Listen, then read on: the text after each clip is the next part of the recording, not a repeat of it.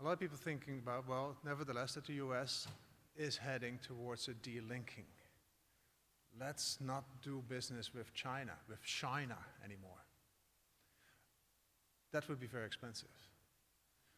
Back in 1995, China, that little red dot, was a very small part of the global supply chains. Today is at absolutely the center of global supply chains. So if you want to remove that center, and Victor Fung was saying, well, we're already working on that, frankly, it's going to be incredibly hard and very costly. If you take out the most effective producer, the most cost-effective producer out of the equation, that's expensive. It's expensive for the world economy. China is very different than the United States, than the Soviet Union in its days. So if you want the new Cold War would be very cold, because with the Soviet Union there was hardly any trade. This is the US trade with the Soviet Union. Less than 2% of total trade was with the Soviet Union. It's 15% for China. Numbers for the EU are very similar. Between the Soviet Union, the Soviet bloc, if you want, and the Western bloc, there was hardly any interaction, except maybe for some oil and grain went two ways. China, again, is at the center of the world trading system. And here's, as I said, Victor Fung said, well, we're already rearranging the supply chains. Well, I actually tend to think that, at least in the short term, there is no alternative to China. This is China's share in global manufacturing and China's share in global export. And actually, except with the United States, there's nothing like it. So it's not that you can say, let's just move what we get from China somewhere else. That's virtually impossible, simply because of the enormous size of the industrial complex. If you want 900 million people in China, and well, 30% of them work in manufacturing. That's not that easy to replace. On the tech side, if you want, this would have been a great moment, right? This is where China is becoming technologically more sophisticated. They're not just contributing their labor, they're starting to contribute their technology, and some of it is incredibly exciting. The fintech is exciting, the new energy vehicles is exciting, high-speed rail, very good stuff that the world can use. And clearly, China is becoming a tech powerhouse, an R&D powerhouse. They're already spending more than 2% of GDP, just like the average OECD country. If you translate it in absolute numbers, it's the second highest number after the United States. And it's got a lot of people to work for. Yes, it's still a constraint. Only 2% of the labor force is tech workers, if you want, or researchers. But only 2% of 900 million people is still a lot of people. So an awful lot of capacity to innovate, an awful lot of capacity to contribute to the world that China has. But most of us learn from China as a threat, or at least in the United States, in Europe, it's seen as a threat. Made in China 2025, a threat for the rest of the world. Whereas, okay, admittedly I worked a lot on China, but for me, China does exactly what any developing country should do. They should look into the future. They should say, what are going to be the industries of the future? And we're going to build our capabilities to be competitive in the industries of the future. Even tech is not so simple. As a matter of fact, this is the supply. On the right side, you see the supply chain of Huawei, and I stole this from the Financial Times. Huawei has hundreds and hundreds of suppliers, but a lot of them come from the United States, a lot of them come from Europe, a lot of them come from other places. Disentangling this is an enormous, messy process. And again, I referred to Victor Fung earlier talk. I think this is going to be very, very, very hard to do. On the left side, you see the number of international projects that those companies have. Huawei on top, enormous amounts of import operations. Huawei is a big supplier, but also a lot of research and development taking place outside China. But decoupling is already on the way. Decoupling on investment is underway. You clearly see the to and fro of tech investments declining. These are numbers gathered by the Wall Street Journal. And increasingly you hear about people, putting barriers in place for people, students and researchers, because the trust is gone. This I want to. So what has really changed? Well, this has changed. The politics has changed. Mind you, China has changed. China is now a lot bigger. Probably in the 90s and in the early 2000s, China was actually surprisingly small. When it entered the WTO, it was not very important. But because it entered the WTO, it had this tremendous boom years of the 2000s, which made it important. Now the second largest economy in the world. And second largest economy in the world, soon to be largest economy in the world, they have different behavior rules than the 10th largest economy in the world. And China, I think, is only starting to get used to that. Pippi Longstocking, nobody will know that, but it's a Swedish character, a girl from a movie or actually from books. But she says, if you're very big, you also must be very kind. And so the role of China has to change as it's taking the lead in the world and maybe taking over the lead at some point from the United States. That moment is still quite far away, but already it's the second largest economy. President Xi Jinping and General Secretary Xi Jinping has some different views on that. I mean, the expectation with the WTO entry was, well, China is going to be increasingly looking like us. Western-ish, market economy, more democratic. Nobody expected liberal democracy in China to break out, but expected a more democratic, more open system evolving a long time. Now people say, well, that may not be happening. And if that's not happening, China may simply be the strategic competitor of the future. And that's what comes in from the other side, if you want, especially from the United States. And then there is, of course, there is Donald Trump, which was definitely an unexpected event, at least for me. This is the picture at the press conference where he said that he's the chosen one, and he said he's the chosen one and then looked up. So he feels himself, and frankly, he's been doing that for decades, talking up against China as being not the benevolent force that many think it was. And so he started to address the issue of largely trade. But in the meantime, the national security strategy of the United States talks of China as the strategic competitor. The national defense strategy talks of China as the biggest potential, not actual, but potential enemy of the future that needs to be fought. In that context, tech suddenly becomes a weapon, and tech becomes something to be afraid of, and trade becomes something that potentially supports your adversary or your potential future adversary. So the whole dialogue suddenly changes, and yes, there's still enormous amounts of gains to be had, but they may not come about. So what's the short-term impact of this? I'm going to talk about the impact of short-term and long-term. So what's the impact of the trade?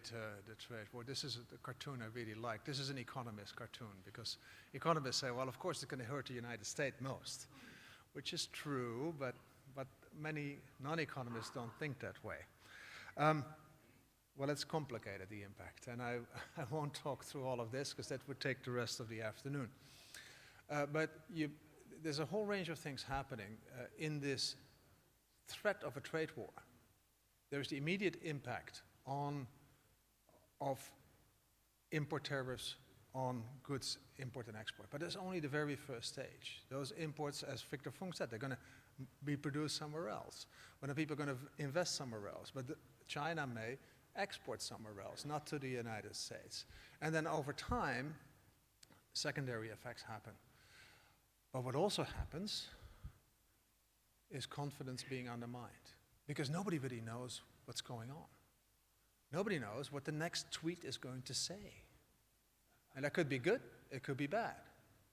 That's an enormous amount of uncertainty. So yes, it sounds sort of good. Okay, well, we're just going to move to Vietnam, our production. But maybe Vietnam, President Trump has already tweeted that as bad as China. So maybe not Vietnam, maybe somewhere else. This geostrategic assessment that Victor Fung mentioned about is going to be very important in your investment decisions. And frankly, that means that there's less economic efficiency and more geopolitics underlying those decisions. So in a way, it's this decoupling happening because of the uncertainty. Here's what the World Bank did, and this was when I was still working at the World Bank, so I feel I can use this slide. These are simulations. This is not reality. These are simulations. So thinking about what if there is a trade war, and the trade war was defined as everybody puts their tariffs up to the limit that the WTO allows. And that means multiple increases in tariffs all around the world. And then adding uncertainty. And you actually see that this uncertainty effect, which reduces investment, which keeps people on the fence, like we don't know what's going to happen yet, better not do anything yet, not place our bets, is the biggest effect in the short run. The tariffs, for China it's important, for the US it's important, but it's really that confidence effect that drives the impact. Same for the East Asia region, and there you see Vietnam, simulations, Vietnam and Bangladesh as potential winners in this game, the nice orange up bar.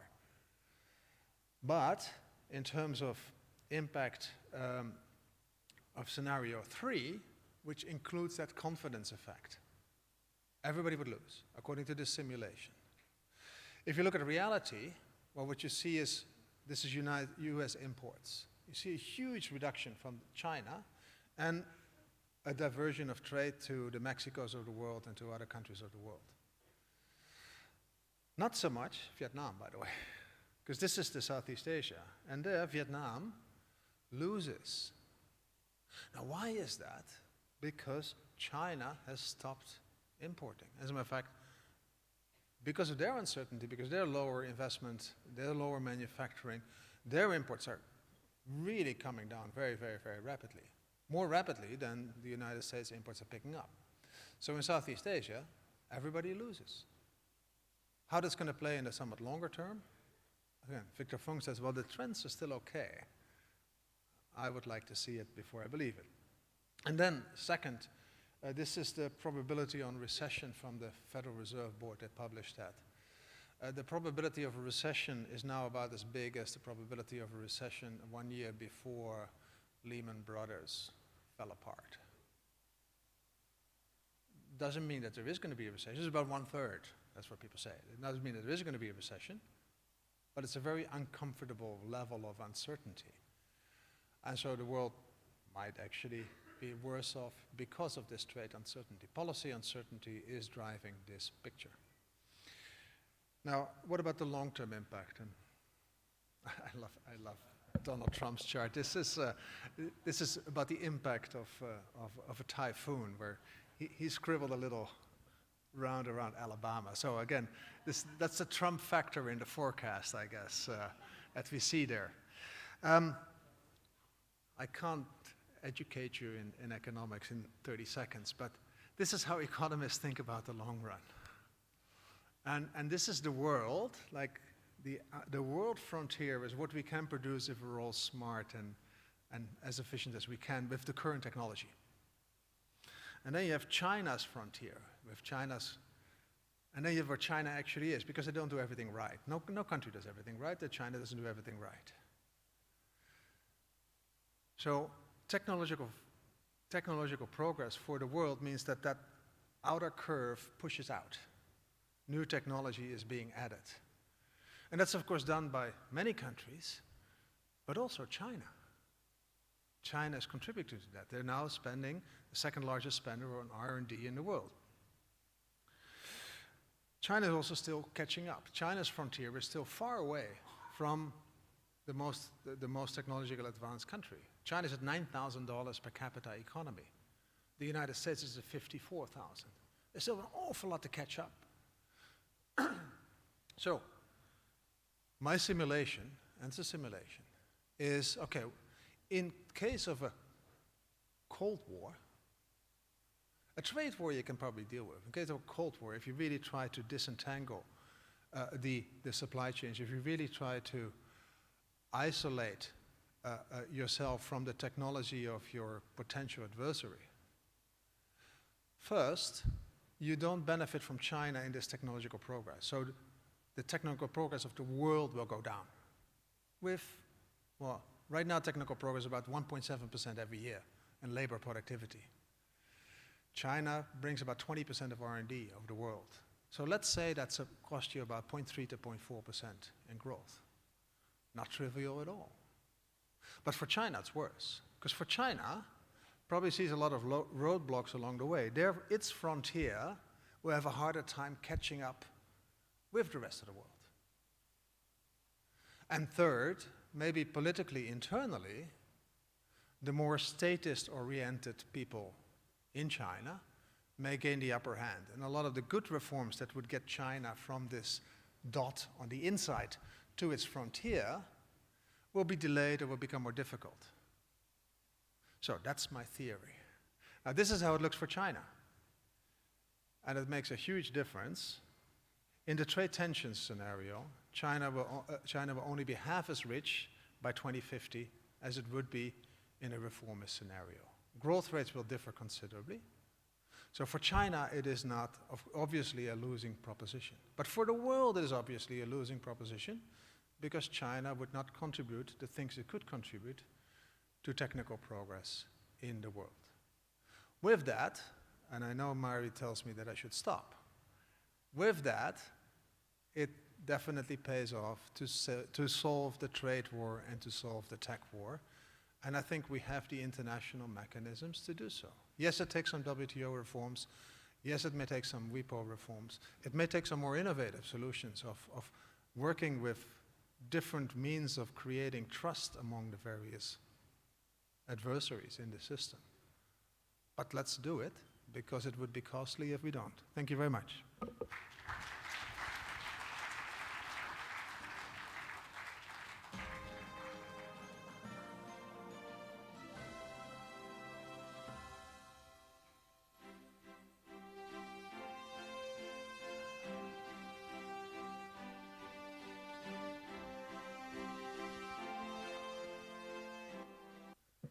Well, I think we've now heard from James about the future of the technology, and we've heard about the big issue in our minds, of course, the US-China trade war. Now, actually, the next two speakers, interestingly, one is from China and one is from the US. It wasn't planned that way, but there we go.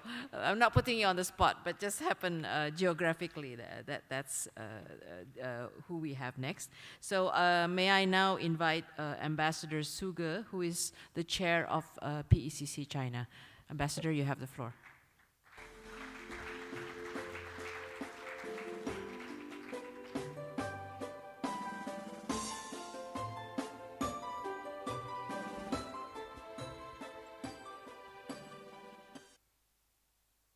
Well, congratulations, Mario and Dr. Vanandi, and all our Indonesian colleagues for your very successful organizing of this tremendously timely and important conference. And so now probably we need just a little change. And I understand that for the time being, I'm the substitute for the minister who is on the way. I asked, is it the minister? Mario said, you. Next. Well, for a piece of art on the wall, there are many ways to appreciate. One way is to move as close as possible, and stick your eyes and focus on the minute details. Then you get appreciation. The other way is to step back, move away, understand way back in the distance. Probably in that way you can have a better appreciation of this piece of art. That's the first thing I would like to share with you. Another thing is that I would like to give a scholarly and diplomatically look at the situation of technological movement. Well, just 10 or 20 years ago, I met the British ambassador to China. I asked him a question. about how the British would train their diplomats in the embassy, whether they are going to, like, we have a Department of Africa, Department of Oceanic American Affairs, and basically the diplomats would stay there like that in the same vein. The British ambassador, in his typical British humor and accent, he replied, well, in our situation, for most of our people, we want them to concentrate. For other people, if they cannot concentrate, we let them expand. We let them expand. So I thought that instead of focusing on, and since I'm not a technical person to concentrate, allow me to expand a little bit. So our world today has great opportunities and space for development, but also faces serious challenges and uncertainties. Globalization continues to move ahead amidst the twists and turns. Unilateralism, protectionism present serious challenges to world economy, technological development, and international order. And from this beginning introductory paragraph, you might ask, hey, there is no mention of technology. Actually, I'm not talking about the technology itself. I'm only following the instructions in the booklet. For this session, we're talking about the ways forward. And I'm talking about the backdrop, about the environment, about the platform, about interrelationships in which technology is advancing. I'm going to make 4 points. So looking ahead, we need to have at least a right, in the first place, which comes to my mind, is that we need to have the right sense of direction. So the first point is we need to uphold multilateralism and deepening partnership. So history has shown that unilateralism and protectionism is a one-way ticket to a dead end.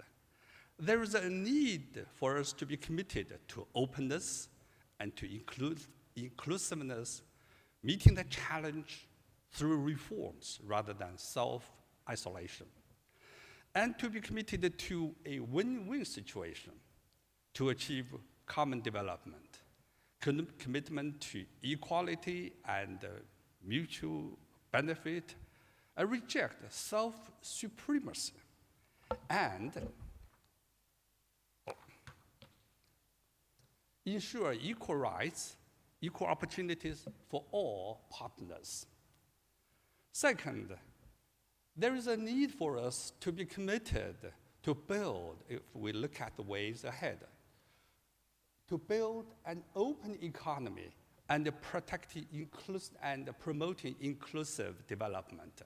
We must stay on the course of building, in our case, Asia-Pacific economy, promote free and open trade and investment, oppose unilateralism and economic relations, and trade protectionism.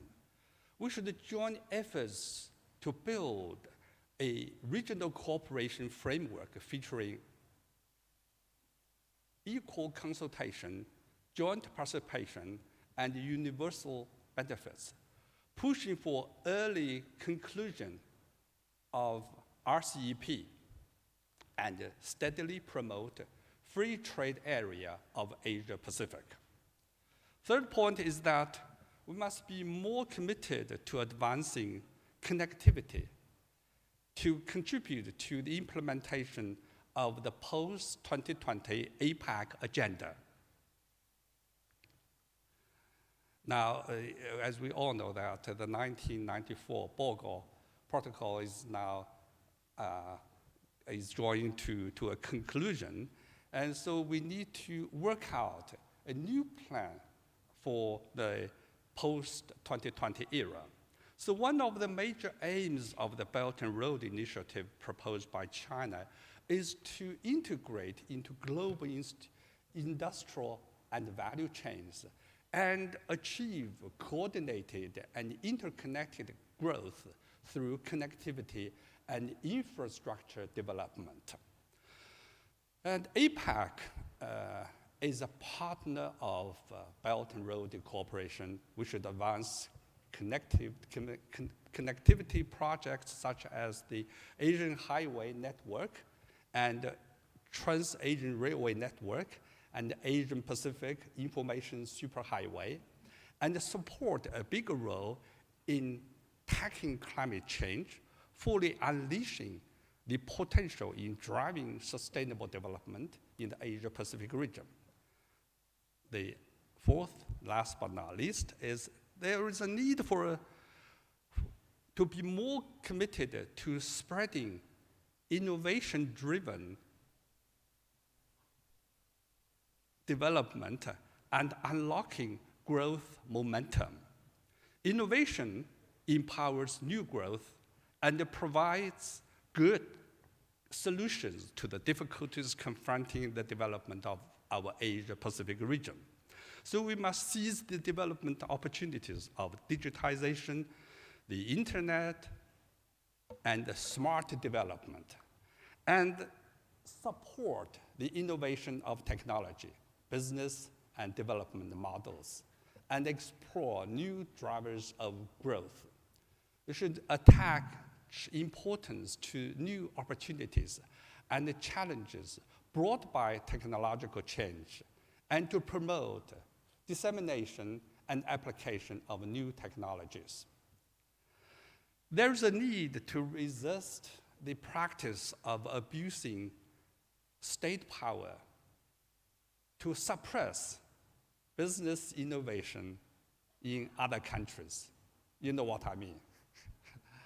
I hope our next American scholar speaker will speak like Donald Trump. Well, interfere with business operations and distort global markets. So we strongly call for a fair, just, and a non-discriminatory environment for international scientific and technological cooperation and business innovation. With this, and I'll just share with you with this conclusion that this year marks the 70th anniversary of the founding of the People's Republic of China. So for the past 70 years, and China has witnessed the historical, and the world had witnessed the historical process of China's own development and its own contribution to the world. So China's growth is upcoming, and then we can assure you that China is going to is committed to the opening to the outside world, and we look forward to more cooperation, definitely including technical and IT and AI cooperation with all of you. Thank you very much. I appreciate it.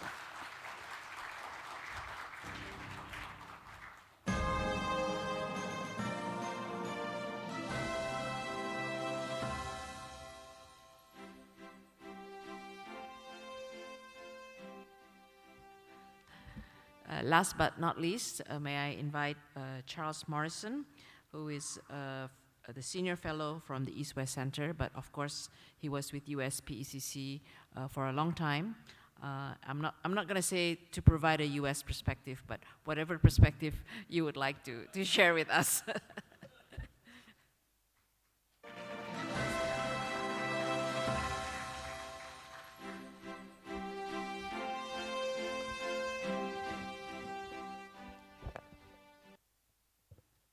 Well, I want to thank Mari very much for inviting me. This is a great opportunity for me to learn, to see friends, old friends, and make new friends.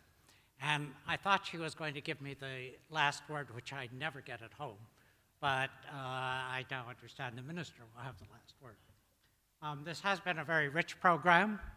I want to tell Ambassador Sege that Donald Trump actually has a present for the People's Republic of China on October 1st. It's to delay tariffs by 2 weeks. And my view is, of course, we should end the trade conflict. But, and I will talk about that. But I want to talk a little bit about a conspiracy that is a China-US conspiracy. And it's a conspiracy to resuscitate a Greek historian, Thucydides, he lived about the time of Confucius and about the time of Buddha, and wrote a book about the Peloponnesian War.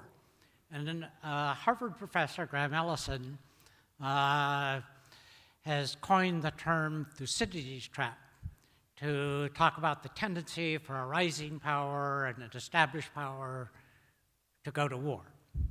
And this has not received a great deal of attention in the United States.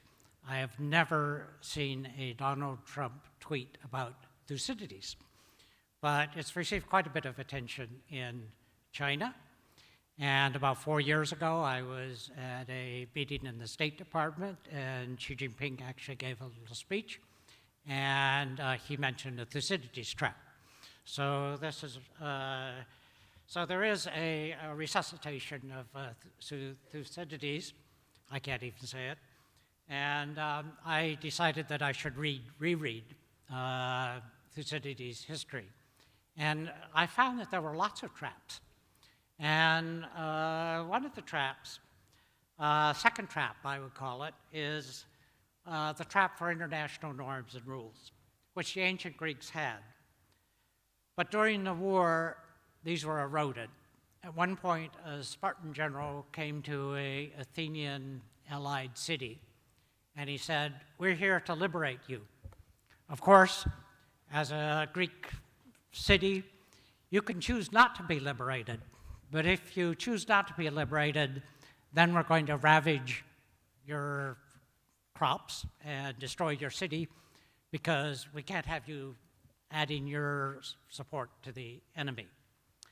And a few years later, and actually during a time of a ceasefire, and the Athenians came to a small Aegean island that had been settled by the Spartans, and they said, "We've come because you have to join our empire, and if you don't, we'll destroy you."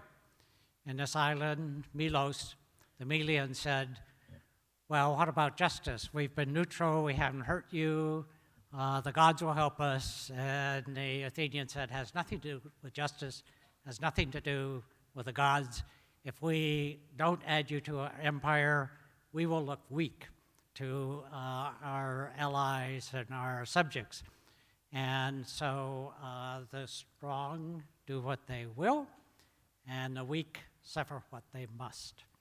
And the Melians decided to resist, and they were destroyed. So what happened during this war was that the norms that the Greek system had gradually decayed, and the system broke down. And then there were no winners. There was no Athens or Sparta that became great again as a result of this. Now, what do we have in today's world? We have the law of the sea. And Tomiko, who, our friend, who chaired the law of the sea negotiations, says, well, you know, he's very disappointed at what happened afterwards, because countries say, if that islet is mine, it's an island. If it belongs to you, it's a rock. And we have the WTO. And in the case of the WTO, we have the traditional norms, non-discrimination, equal national treatment, arbitration, and we have countries distorting and violating these. I won't say which one, but more than one. When the large powers do not adhere to the rules, nobody does. Then Japan says to Korea, well, we don't have to necessarily adhere to all the WTO rules because of some political issue we have. So the small states actually suffer the most in the short term, but in the end, the large powers do too. So this is very important. And then there's a third Thucydides trap, and this concerns human behavior and passions. Technology changes. The scale and scope of action change, but human nature very much remains the same. And so Thucydides talks about young people in Sparta and Athens at the beginning of the war. Their parents had fought against the Persians, but they had never fought. And so they were all excited about going to war. And then he says, talking later, in the midst of the war, talks about the general mood in Greece. And he says, prudent consideration became considered as cowardice. Moderation was unmanliness. Those who could see both sides of an argument were seen as those who could not act. And the advocates of the most extreme measures were regarded as the most trustworthy. And he says that all these evils and more arose from the lust for power arising from greed and ambition. And even though Athens and Sparta had a truce and negotiated a 50-year alliance in the middle of the war, the domestic opponents of those who had negotiated that truce immediately started to undermine it for their own purposes. And so you couldn't count on the other party adhering to the promises that its previous leadership had made. So often we make the same mistakes repeatedly in human and international relations, no matter what the level of our technology. So what do we have today? As mentioned, we have the violation and degradation of norms and institutions that has served as a basis for a remarkable period of growth and peace. We have many signs of domestic dissatisfaction, the rise of populism in some countries, street protests in other places, what Amy Chua calls tribalism, narrower forms of political association.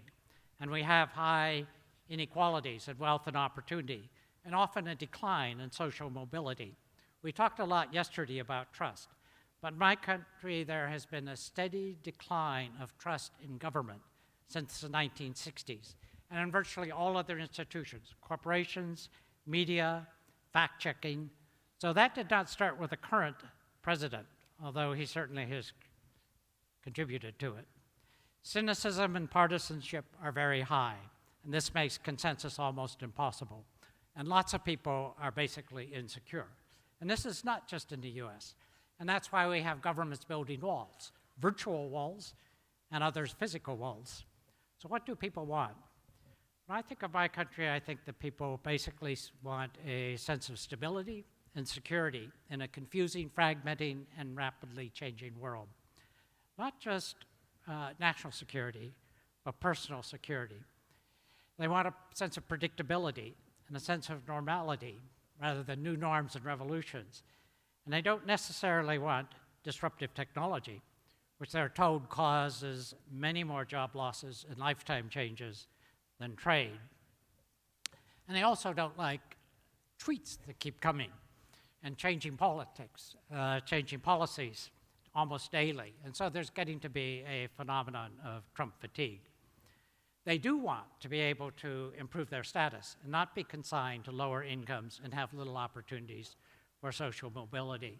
So even with full employment, which we basically have, many people are dissatisfied and anxious. Trump did not start that, but he tapped into it and he played on the fears.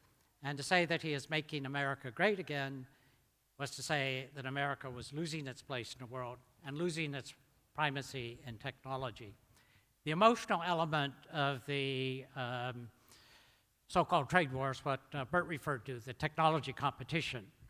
Eventually in a trade war, you make a deal, or as Victor said, you make end runs. But in technology competition, it's much closer to primal emotional instincts regarding security and status, and it's much more difficult, not impossible to resolve. So Americans worry about industrial policies that are not like theirs. Soviet Union in the 1960s, Japan's in the 1980s, China's today, and they fear it may give a permanent economic edge to some other country. And yet their economy and today the Chinese economy are so intertwined in supply chains that both the United States and China are vulnerable to each other. So Americans fear that their system and society is too open and that others will take advantage of it. And Chinese fear that they may be dependent forever on chip imports from abroad, especially the United States, and they don't want to be caught in a middle income trap. Now, if Trump is not reelected, and I hope he will not be, there will still be anxieties over technology competition. So we may be, and I think this is something that we really have to think about, we may be at a kind of pivotal point in the ongoing process of decoupling. Maybe like climate change. Where is the tipping point? Where is it unstoppable? Is it inevitable that instead of one Asia-Pacific for technology, we have two, or world, we have two parallel systems? I don't think it will be for reasons that Bert already said, but that is a current direction. Now, the whole idea behind PEC and later APEC was to avoid what Fred Bergsten and later others called creating a line down the middle of the Pacific. So we need to continue to work at the rules, at the institutions that keep us together, like the CSIS Global Dialogue, like joint projects, including those in digital. Building trust in this environment comes very slowly, step by step. And the intersectoral efforts that have been mentioned by many speakers are extremely important to that. A very important element is transparency, open institutions, law, free and responsible press, objective policy assessments and reassessments. So I want to end by giving very special credit to all my good friends here in Indonesia who have struggled to create and foster CSIS, the Jakarta Post, the ASEAN ISIS group, and PEC. They've done an incredible amount of really good work, but it isn't over because we will still need a fairer, more equitable globalization 4.0, I think. Thank you.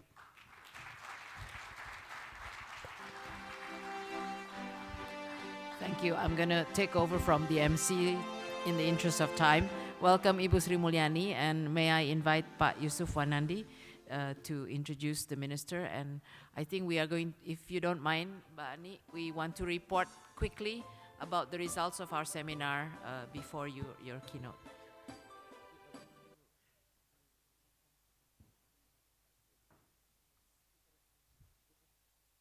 The three of them. Oh yeah, okay. Good afternoon, ladies and gentlemen, and I would like to especially welcome Ibu Sri Mulyani that has still enough time to be with us, although she has a very heavy duty to perform. As you all know, getting the budget through Parliament is one of the most serious thing, but also one of the most difficult thing any minister has to face, and especially if you are a Minister of Finance, informing the next budget for the government. So we would like to thank you for that, that despite all your efforts for the Republic, you have still time for us to share some of your thoughts on our policies, but as well as, of course, your outlook about the region and the world economies that you are well versed to explain.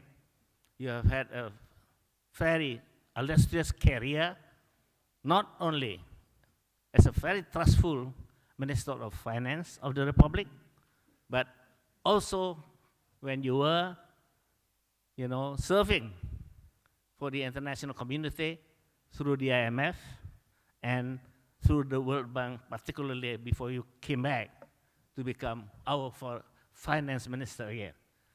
We are looking forward, for your thoughts and for your thinking that has always been very enticing for us, and we have been very rewarding. When you came last year conference, and that was a very good briefing you have given to us on the policies and development. We have had a 2 days meeting here, Ibu, that was really, I thought, even for my standard who has been dealing with this for almost 50 years, an excellent one. We have had a very good discussion about the future and what it will entail if technology is going to develop so far and so high, and at the same time, we are facing a lot of uncertainties in the economic field. So we definitely have been able to get through to each other and explaining some of the issues we are going to face in the future. And we were very glad to be introduced to Sophie and Sophia the robot yesterday and today. That was an exciting moment when we are facing ourselves, not only in theory, but the fact what is going to happen in the future with our society and our economy particularly. So today we have had 3 sessions that I think we hope that we can report for you for a short while. The 3 leaders of the concurrent session that we have had. One on the educational part and training. One is on the regional part and the architectural part that is going to develop in the region particularly. And the third one is on the taxation problem that you are definitely will be glad to listen to, because that is the question mark, how we have to tax all this development of such big companies in such very forceful technology. And up till now, at least, we don't see that they are being taxed. And we have to buy them at such high prices at the same time. So that is a critical issue that the 3 leaders of the, I think, concurrent session will report to you in a short term, so that you have some kind of an idea what we have discussed. And then, of course, we will ask you to have your wise words for us. Thank you again. On behalf of all the audience, I would like to invite, shall I? I should invite the 3 leaders of the concurrent session. I say Eduardo, Andrew, yeah, and Jose, Damuri, and Eduardo has to do for the third one, right? Yeah, okay. Please be seated.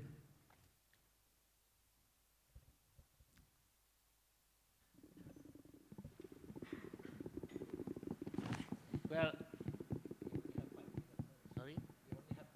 Yes, I know. You have each 5 minutes.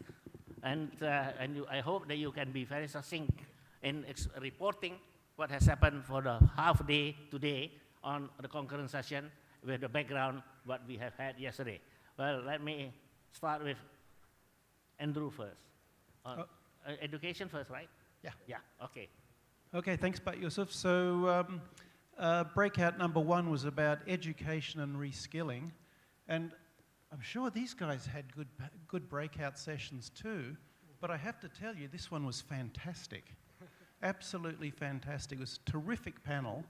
And the engagement from the audience was extraordinary. We had speakers from inside Indonesia, from around the region, from startup sector, from consulting, from government, from universities. And if I pull out just a few of the key messages, something like this. Ibu Filia Wibowo from McKinsey, one of the points she expressed, and it was picking up on a theme that ran through everything. On the one hand, the scale of the transformation, the scale of the challenge is almost overwhelming. And somehow we have to find ways of resisting that overwhelming challenge so that we can respond to the incredible opportunity that is there. And one of her points was we need to be clear that we should focus on tasks, not jobs. And her point is that it's not jobs that are going to be automated, it's tasks that are going to be automated, and understanding that will make it much more manageable in preparing for the transition.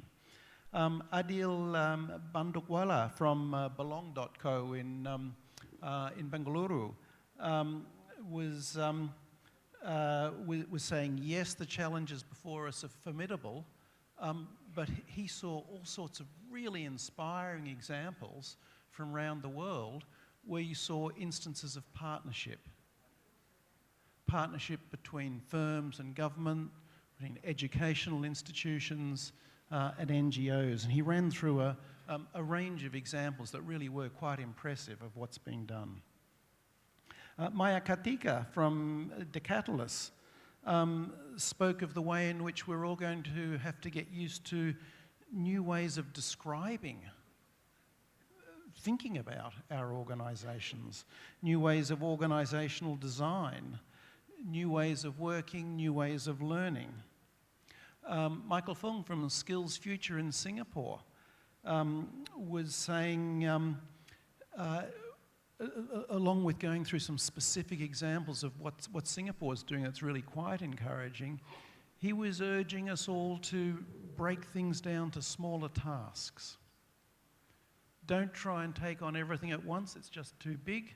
Start with something small, experiment. If you find it works, scale it up. Iman Usman from ruangguru.com was saying, look, teachers are really important. We all know teachers are really important, but teachers aren't all up to the challenges they're facing. And he was speaking passionately, as you might expect, of the opportunities that exist now for personalised, AI-powered learning aids for both students and teachers. And his own firm, of course, is doing really interesting things there. I guess finally, as someone myself who's spent all my career working in universities around the world, what strikes me is when I look in Indonesia, when I look in my own country, Australia, when I look at other PECC economies, yes, educational institutions are proving resistant to change, but in all of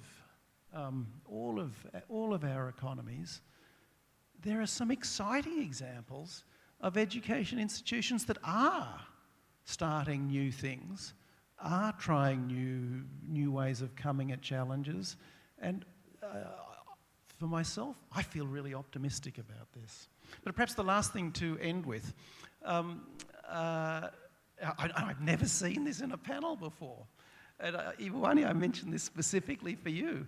A senior Indonesian man who was in the audience stood up, and at the end of it he said, "This has been the most fantastic panel." And he said, CSIS and PECC should capture this in a report for government. and at that point, the whole room broke out and started clapping. So I'm going to stop there. You try and match that.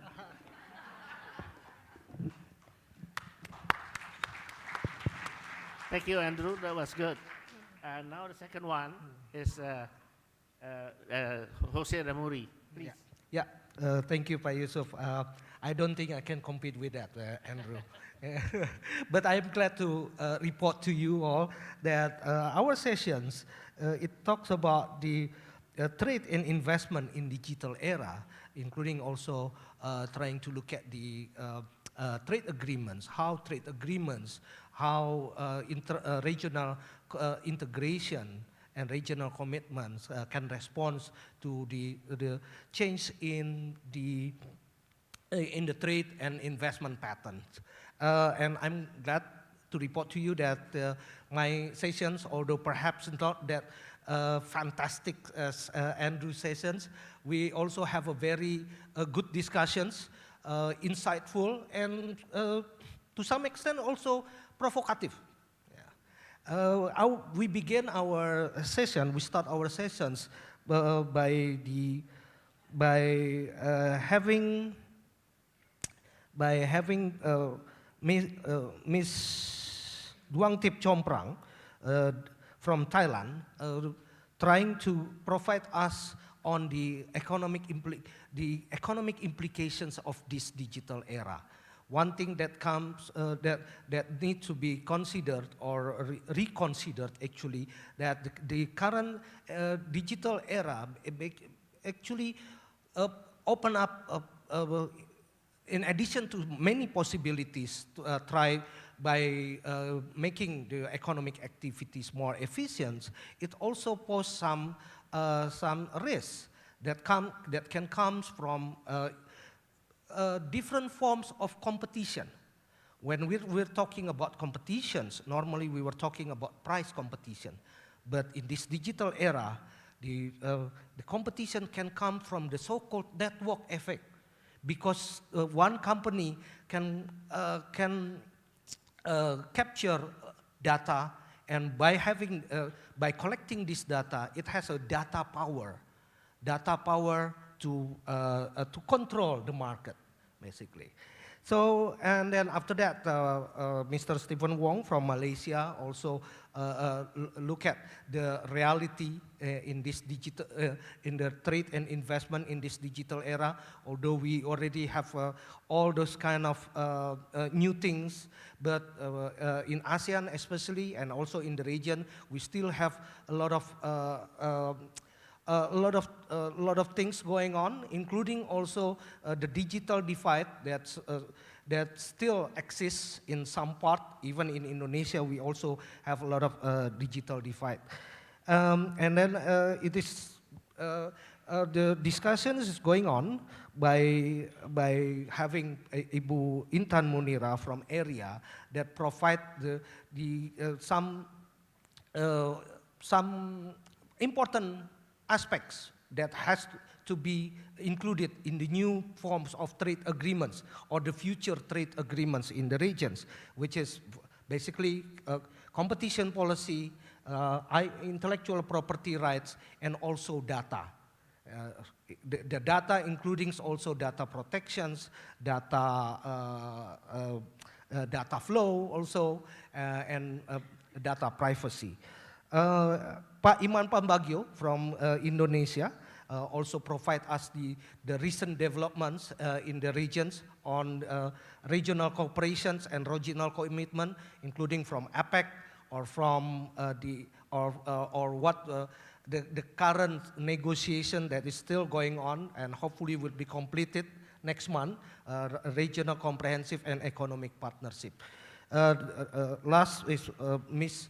Li Weiwei, who give us the backgrounds of Belt and Road investment and how it also related to the trade and investment in this digital era. But what I like to send you the message is that those three important aspects that has to be included in the future of trade agreements and regional cooperations, which is the data governance, including data protections, data privacy, and also data flow, how we govern this data so it would balance the developments and the business interests while also protecting the consumer and the society. The second one is the competition policy that I mentioned before, take place in another form. And it is even more powerful than the competition issues that currently we are facing. The third one is the intellectual property rights, since the technology becomes more and more embedded in our society and trade investments, so that the intellectual property rights need to be reconsidered and also need to be included in the trade agreements more seriously. Thank you, Pak. Thank you. Thank you. And last but not least, Eduardo, on the text. Please, the floor is yours. Well, thank you, Pak. It was a very, I learned a lot through this session. Last but not least was the fact that before you have a session on tax, you should let everyone know that we're not asking them to pay tax in that session. I think we had to have a lot of confidence building to get people to come into the room and make sure we let them know there is a tax amnesty before they come into the room. You know, this is an important fact because everyone's scared before they come into the room that we're going to ask them to start paying when they come in. But in all seriousness, it was very, very clear that very rapidly it's becoming apparent that there needs to be a new set of rules around tax and some form of global coordination on the collection and distribution of tax needs to take place. We had a very rich discussion on the collision of tax and the new business forms that are coming from 4 really very different perspectives.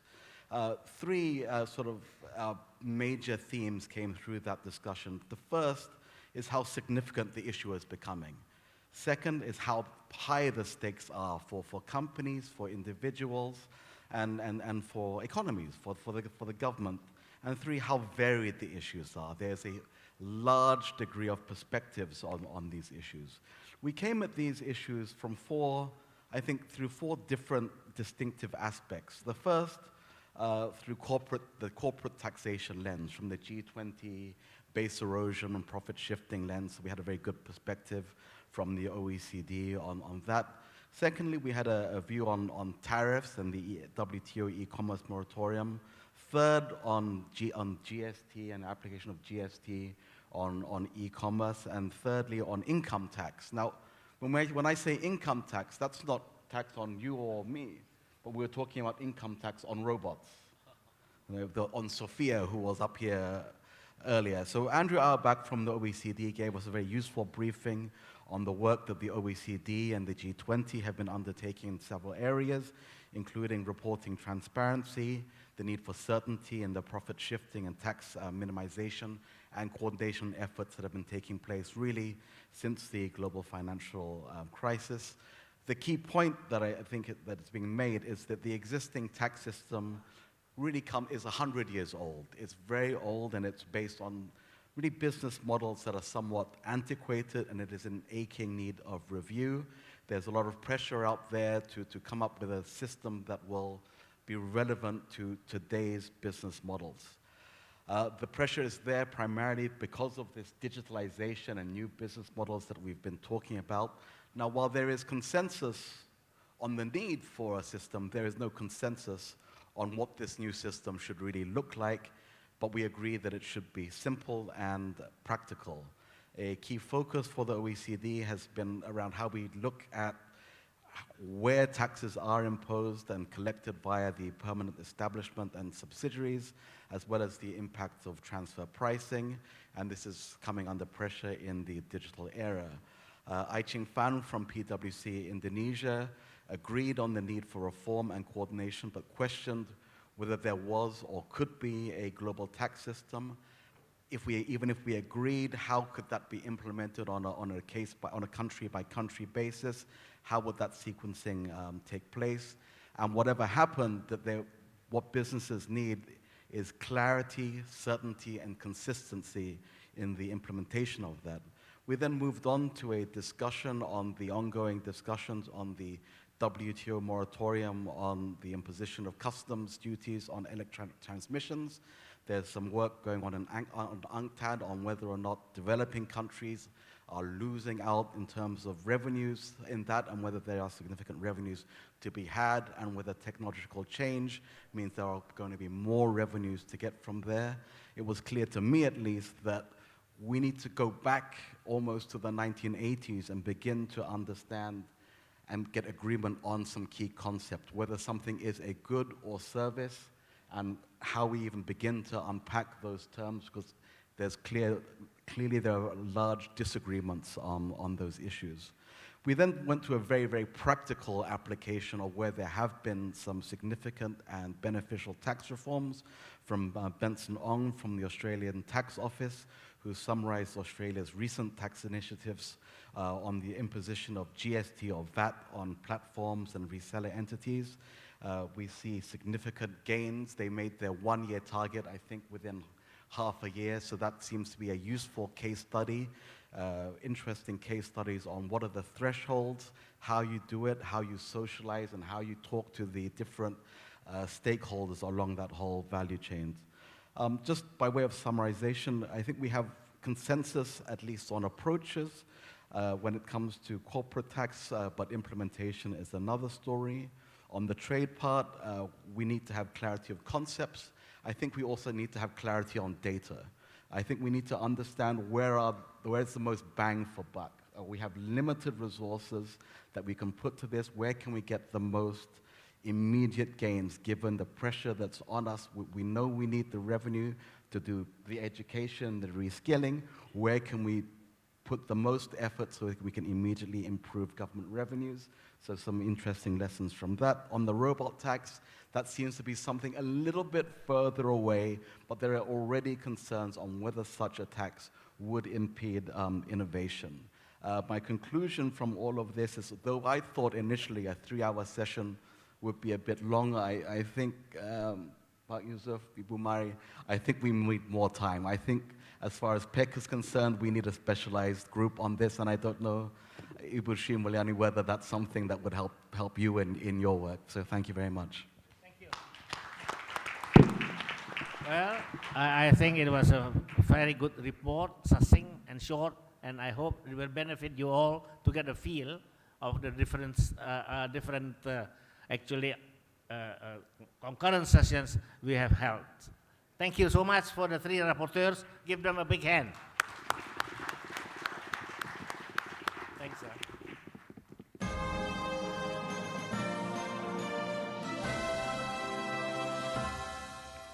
Well, without further ado, may I invite Ibu Sri Mulyani to give her speech.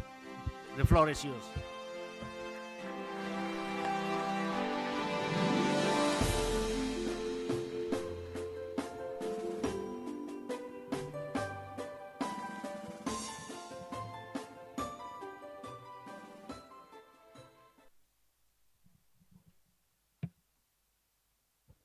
Thank you very much, Pak Yusuf.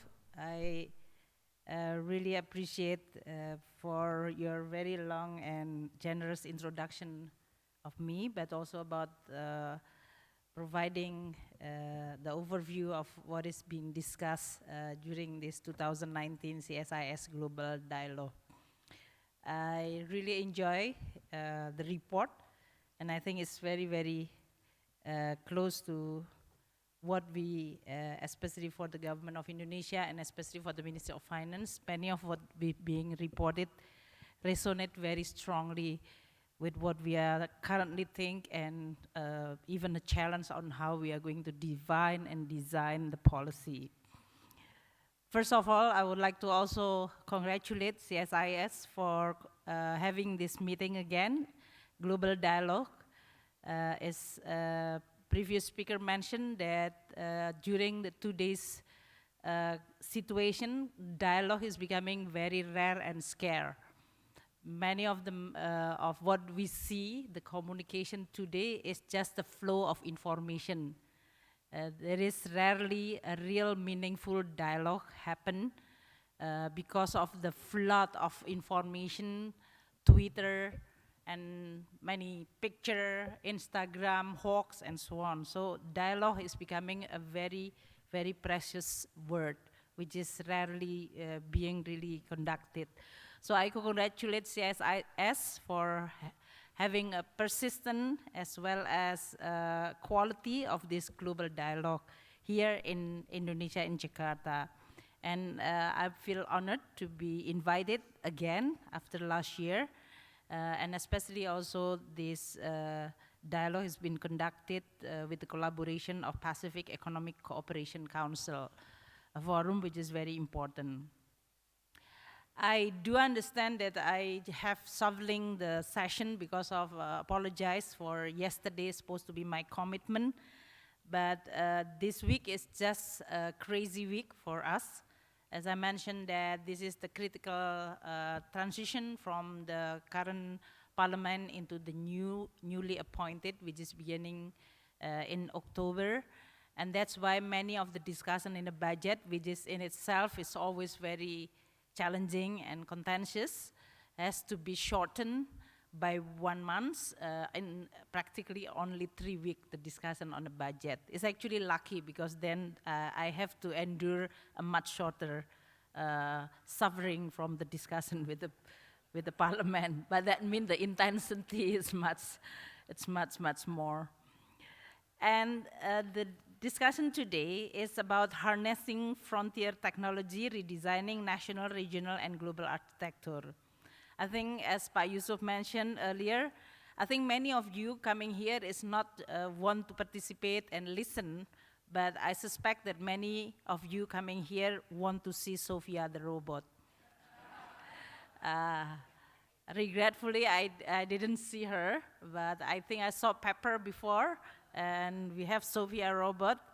I'm sure many of you has already took a selfie opportunity with her.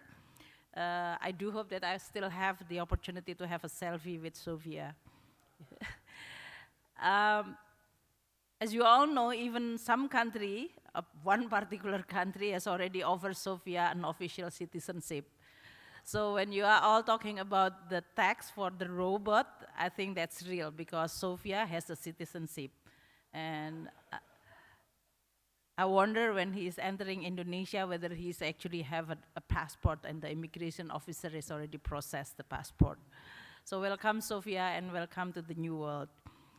As I mentioned earlier, this is a very fascinating topic, harnessing frontier technology, redesigning national, regional, and global architecture. I tried to follow my speaking note here while also responding of the report we just mentioned earlier. First, when we talk about this topic, this is really an issue which is I'm very passionate because it is not about our current or future, but for me, especially as a policymaker, it's really coming as a change that needs to be responded. I happen to be the Minister of Finance who unfortunately have to serve twice in two different administrations, 15 years apart. The first term with Ibu Mari and then the current term.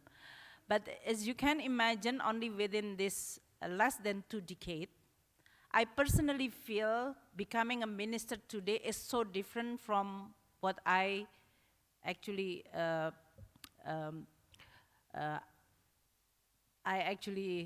feel and face during the previous period. Why?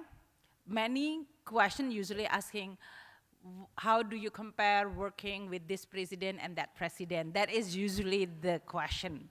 But actually, the most different and challenging task is actually coming from the technology. To be honest, the current situation with the technology, especially for the Indonesia, meaning, as mentioned by Mr. Morrison earlier, the public communication and the public expression is becoming so direct, so fast, and so frontal. So if I can call it like the title of the movie, Up Close and Personal. It's becoming 24/7 full body boxing contacts.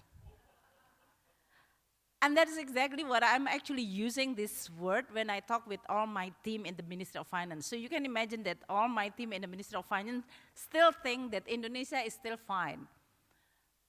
The people is still okay. We can actually live in our environment using the same policy and so on. And then I came again and served this country and I wake them up saying that, hey guys, it's different now. We really have to communicate differently. We really have to interact differently. In the past, when we started moving and doing the reform, very critical reform at the Ministry of Finance about 15 years ago, the approach that I have to do was actually, we try to look at the stakeholder and we discuss with media, senior editors, we discuss with them and we explain. We talk with several NGO, we talk with the international community, I talk with other ministries. Of course, I have to convince the president first and vice president to get the support, and then we just launched that one, and then we discuss with the parliament. Today, any word can become the trending topic, and that can change everything. And so, actually, what you call it, the stakeholder is just totally different. So what I'm saying is as a policy maker, especially in a country which is open, democratic, just like us here in Indonesia, meaning that you really become a policymaker that need to deal with this very quick, fast, and sometimes furious attack or sometimes feedback. And how you are going to be able to respond when the institution and bureaucracy cannot responding as quickly as what the people expect. And of course, with this information technology, the span of patience or hope, in this case, of the people is becoming very shortened. When they complain, they expect tomorrow it will change. When they expressing a certain issue or problem, they expect that the government can deliver the solution within just an hour. And that is exactly the main challenging task that I have to face if I compare with the same ministerial job more than a decade ago. But despite that, I would like to come to this, how technology can really change the economy, productivity, and even in our global and globalization situation that we are facing today. I do understand that I'm sure in a 1.5 day you've already discussed about how rapid technological transformation can improve or affect the economic performance through productivity, innovation, efficiency. I think these are all the words which is usually characterized by the change of the technology. Technology can bring increasing productivity, more innovation, efficiency, that then it can gain even more on what is the economic performance. But the current change or wave of technological change is also creating a lot of disruption, which is already being discussed in this 1.5 days. And that's why when I was in the World Bank at that time as a managing director overseeing the whole operation of the bank, I discussed with many of vice president which is in charge for the region, and I said, when we still, like 4 or 5 decades before today, when many countries try to move upward from the low-income country to become middle, upper-income country, we usually talking about the economic transformation of the countries. And this transformation process usually takes place from country which is dominated by primary sectors, like agriculture. Sometimes they are fortunate to have mining if they are very rich in the natural resources, but they are dominated by natural resources, primary sector, like agriculture, fishery, or mining sector. Then they will move the ladder into more secondary sectors, which is characterized by manufacturing, some construction. Then you move up to the higher services sector. Some countries cannot go through this transformation, they become deindustrialized. But can you imagine that with this technological change, in the past, or even in the previous 2-3 centuries, many countries transform, it takes place like 100 years or 50 years. Even China, which is considered as the fastest remarkable transforming their economy, it takes almost 4 decades. Now many countries have to deal with the economic transformation that will take place maybe less than 1 decade. Within the same generation, you are going to see this change take place that will totally change the way you have to design the public policy, especially related to this health, education, and of course on a sectoral policy. Traditionally, we are talking about whether we really to invest in a human capital. We are using the price signal through subsidy or through tax in order for you to actually distort or incentivize the resource allocation so that the transformation will take place in a much more smoother way. And in between, during this process, the country can design social safety net in order to prepare their population to move from agriculture base into manufacturing base, usually in the urban area, agriculture usually in a rural area, to become manufacturing base in the urban area, and then to become services base. Now, with this technology, the whole change of this transformation will take place not only fast, but also it will change totally in terms of the ability to prepare the people for that change. And this is really the challenge, and the discussion take place when then I met with Melinda Gates, and we both agreed to actually partnering to have what we call it partnership in prosperity. We established this council or a group of people which is going to discuss about the technological change that not should be seen as a threat but as an opportunity. But then we are all understand that this technology, despite a lot of excitement talking about this change, there are so many people still left behind. 3 billion people, which is still offline until 2023. 3 billion, that's not a small number of people. This is almost half of the population of the world. And combination of globalization and technological change will not guarantee that this 3 billion will be able to catch up.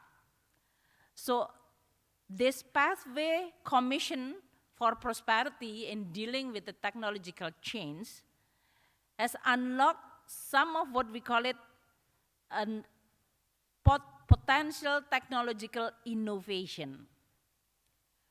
What we should see as the benefit from this technological change. First, which is very obvious, on the agricultural sector, we are going to expect more raising productivity and value. If we are going to be able to, the use of water, fertilizer, it can be precise into one plant, no water waste, then we are going to be able to have a much higher productivity, less waste. So this is the area which is see the technological advancement will be able to improve the yield on farm and boost the efficiency of agricultural supply chains. In that area, meaning that we are going to be able, if the technological progress being used in a proper way, we are going to be able to have a much higher productivity, value added, efficiency, and also reducing waste, a much better supply chain in the world. The second, technological change will change the value chain, manufacturing value chains. If the previous global value chains largely limited to trade in simple goods, with the frontier technological, which is characterized by communication, we are going to have a much reduction on the cost of information exchange and networking. Then we are going to have a possible performance of the complex task in a remote area. So meaning that now distance is becoming less matter. And also in this case, we are going to be able to divide the task into small pieces, and that can be actually being done with a much more easier networking, which is previously being seen very complex. Now it can be done with the help of the technology. We also going to expect through the technology a change in the global trade in services. And that's why I'm not surprised that one of the recommendations of this previous session on the WTO, even definition about goods and services is becoming one of the area. Because this is going to be the area which is going to be disrupted very obviously and significantly by the technology. Artificial intelligence is going to change totally how some company and people can communicate. Decision making is going to be totally different. And of course, with the help of virtual reality, this is going to also create a more complex between what is the real reality and virtual reality. A smooth, and we don't know whether what we are now discussing is actually happening in the real life or in a virtual life. And that's really exciting, but also quite terrifying for many people who have less imagination to imagine this as a more possibility of a positive thing. And then another thing which is excite me more with the technology is we are going to be able to address the issue of the informal sector more rapidly. The word informal sector is we call it outside the system, underground, low level.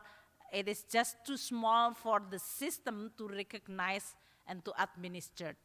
But with the technology now, there is nothing is too small. There is nothing is too remote. Because the economic scale and the cost of really connecting becoming severely reduced. And that's why connecting between informal and formal sector is very important. As a Minister of Finance, you can see it as an obvious advantage because you can capture the economic activity. Eduardo mentioning earlier, don't worry, please come to the session, you are not going to be taxed. You should be very scared now because when Minister of Finance speaking, meaning that I'm continuously thinking, how can I tax And this is really the discussion that we are having. When I'm discussing about taxation, when we discuss with the big company, then everybody will cheer me and give me all the support. Okay, go Sri Mulyani, you have to tax Google and all those things. And then when I discuss with the platform in Indonesia, the tone is slightly different, but go but. When I discuss at the closed session, then they're actually saying that their competition is not among themselves, like Tokopedia with Bukalapak, with Shopee and others. But what they actually see as a competitor is the individual seller and producer, which is now all can sell easily to the market because of technology. So you can make, for example, a nice pizza, but I don't really need to open any restaurant. In Indonesia, everybody loves chicken. It can be fried chicken, can be chicken bakar, can be chicken ala Nyonya Suharti, duri lunak.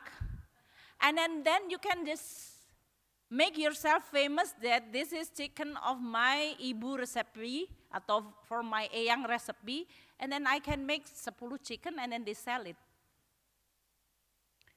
They sell it through, not through Bukalapak, not through Tokopedia, not through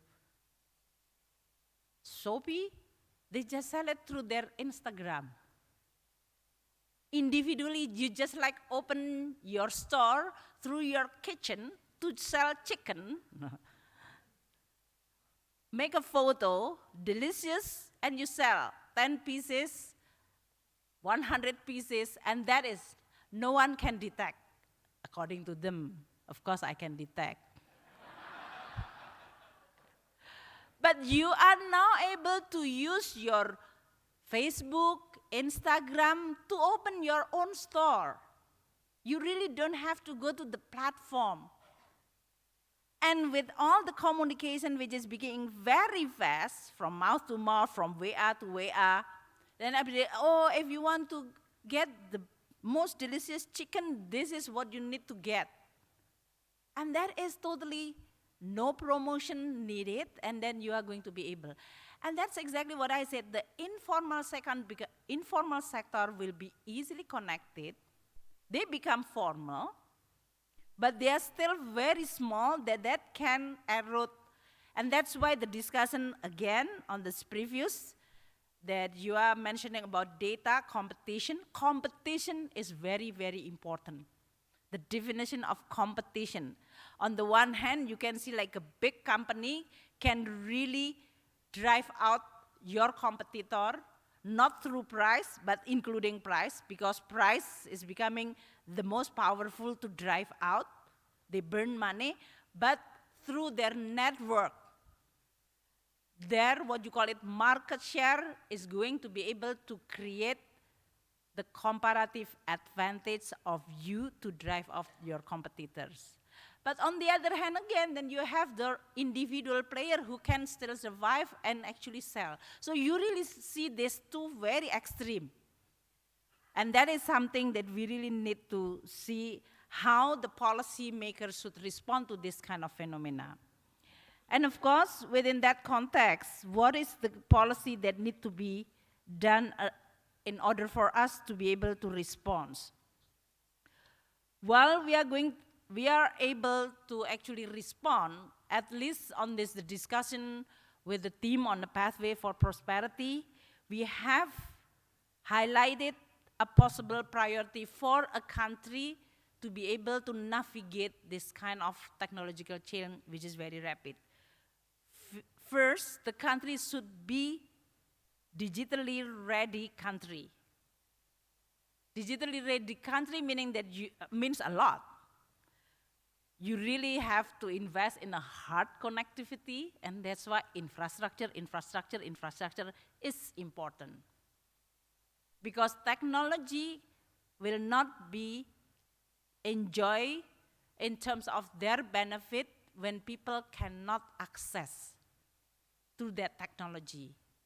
And that's why for the government to be able to make sure that technology will be able to enhance the productivity and the performance of the economy, you have to be able to make sure that hard infrastructure is there.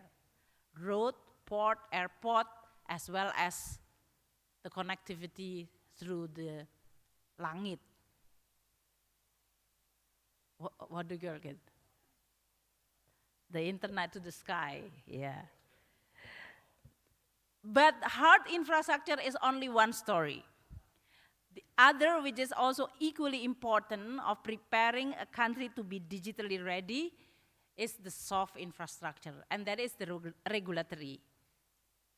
But when I said about regulatory and policy, it's easy to say it like this. Formulating is going to be a real headache. I mean, a lot of debate, discussion, just like in a taxation. I mean, that is one of the area which I personally feel very grateful with the change on the global landscape when we discuss about global taxation. Because when I was finance minister 15 years ago, I feel alone and lonely. When we are talking about erosion, profit shifting, base erosion, profit shifting, other country will say, well, too bad, Sri Mulyani, good luck on finding whoever the company who's offending that. That is your job to find them. Or if you talk about tax avoidance, tax evasion, they will say that, well, you really need to work hard. You really need to have a good auditor. You really need to have a tax officer and all those things. But today, because many countries, especially the Europe, is really finding that their economy has been eroded in terms of profit shifting. Even the United States, because many of the big companies just have a headquarters in Ireland. What? Yes, in Ireland. But they don't actually build a big headquarters. They just have a one post box office in Ireland to register because of the tax is so low.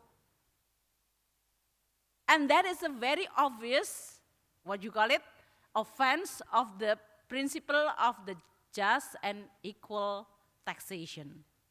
That's why when all, especially big countries, also feel that their base tax has been eroded, now they see that, oh, I cannot fight by myself. And that's why the discussion among countries becoming very important. That is why in the G20, OECD now, that the discussion about base erosion profit shifting, which is initiated mainly by the UK before, US, also included now with the European, that is also very important. If we have hard infrastructure, soft infrastructure, then you also have to make sure that the people is going to be able to be ready to get the advantage of this technological progress. And that's why education is very critical. So 3 things to make a country to be digitally ready: hard infrastructure, soft infrastructure, and investment in the people. The second one, for a country to be able to navigate this keep changing frontier technological change, is how we are going to be able to design policy that maximize inclusiveness. This is what I already mentioned earlier, how you are going to make sure that level playing field in digital readiness and accelerating transition for worker in disrupted market is going to happen in a much, much smooth and safe way. And that is not easy, because to be honest, like in Indonesia, we are just about 2 decades designing what we call it social safety net system. And if President Jokowi now is launching what they call it retraining and rescaling for especially the job seeker in Indonesia, we will start with 2 million next year. But as I think one of the session Andrew mentioned earlier, it's about education and rescaling. I'm very, very, very interested to hear about that. Because to be honest, in the budget, I can easily allocate money. Okay, this is the budget for retraining. But I still have no idea how we are going to use that, or how we are going to use it in the most effective way. Are we going to provide training like this one in the room? Or should they actually have to find it themselves? Is it should be provided by government, or is it should be provided by the private sector? How the collaboration should be done? What kind of skill that need to be prepared? All those things is becoming more and more and more question and question, list of question. And that is exactly the budget. Maybe is the one that we can easily more solve by, okay, I will allocate budget for that. But now what we are actually struggling is how we are going to select from so many different ideas. And that's why the discussion earlier that in Singapore, you will try to start with small scale first, and if it works, you scale up. I think that makes sense. Unfortunately, Indonesia have no patience for that kind of approach. Because when you are starting with small, then everybody, oh, this too small for a big country like Indonesia. So we always have the pressure to be starting with a little bit, not too small, significant enough so that people, but then there is always success and failure in this case. And then, of course, the last one is how we are going to guide market toward innovation. How the government can signal to the market that innovation is actually a worth journey, a journey that we encourage for the company. And that's why within Indonesia, we start now to design the fiscal policy, including taxation, that provide more incentive for the company to do the research and innovation. We are providing double taxation deduction. This is the first time in the history of Indonesia, meaning that companies now have the ability to spend money for innovation and research, and they can claim deduction for taxation double, or even to some other is triple. And that is a signal from the government to encourage company to be able to actually working in finding the pathway for this technological change. Now, I would like to close by saying that this harnessing prosperity through this technological change will definitely require national, regional, and global governance to change. At the national level, as I mentioned earlier, it needs the country to prepare itself. And as I mentioned earlier, it will require the policy in education, in health, social safety net, taxation, including all the incentives that we should design in order to provide the right signaling. So what I hear from these three reporters is almost consistent with what we are also thinking. The question is how you are going to formulate policy. So I appreciate the report earlier. This will require a policy on a traditional, important area like building infrastructure, human capital development. That will require a lot of thinking. But also in terms of finance, because financial inclusivity is very, very important. At the regional level, I think this is the area which each country is still very busy and looking at what they could do within their own boundary. ASEAN or Pacific in this case, Pacific country may be the area that we could work together. And maybe in this case, the discussion about negotiation at the regional level, whether this is on a trade, taxation, as well as investment, cooperation, we should start considering taking into account all this new technological change within this kind of negotiation. Don't forget, in the taxation, as I mentioned by Eduardo earlier, the definition of permanent establishment is going to change for sure as soon as this year or next year mid. The definition about the presence, significantly present economically versus physical presence is a two different concept, and that will change a lot of what you call it, many taxation agreement that has been agreed in the past decade or 5 decades in this case. So this is going to be a huge change on a taxation especially. And of course, at the global level, the governance of many of the multilateral institutions need to be changed. I think previous speaker and many has already mentioned, even the United States, who actually delivering Bretton Woods institution, these two institutions is their children. They no longer actually satisfy with their own children. Hopefully they are not saying that well, this is no longer my children. It's almost like that actually. Their treatment to some of it is like that. And this is just a signal that the multilateral organization really need to change rapidly and effectively. I mean, a lot of the discussion in the past about whether this multilateral organization reflecting the real strength of the economy or really discussing the real issue in an equal way, or whether they actually addressing and make decision that is legitimate according to all the member country. I think these are all has been discussed for decades. And yet it's always stopped short in delivering the change.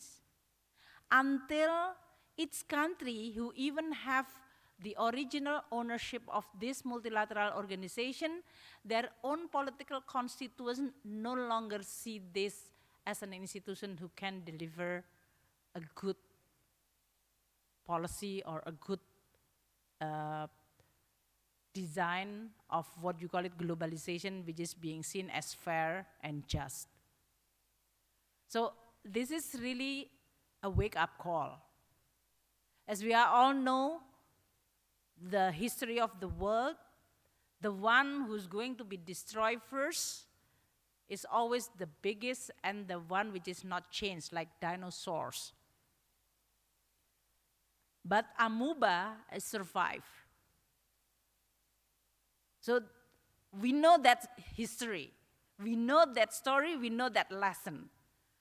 But strangely, human being, knowing the history, they just knowing it and they cannot use that lesson to avoid repeating history. So it's just like a curse. Oh, I know that this is coming, we should not do that, we should not do that, but then we are keep doing it, and then it's gone. So I do hope with the CSIS Global Dialogue is going to be one of the forum that can be continue established among countries. Because what I'm very hopeful is this kind of dialogue is going to be able to avoid us to become the same human being who cannot learn from the history. We learn a lot that change is certain. And that's why the question is not about deep analytical work of why change is happening, but how we have to deal with this change. And I'm really glad that the institution like CSIS as well as PCC is doing it continuously year by year. And I do hope that this is going to provide a good platform for all of us to continue discuss about many important things that have a substantial implication for humanity in the world. Thank you so much.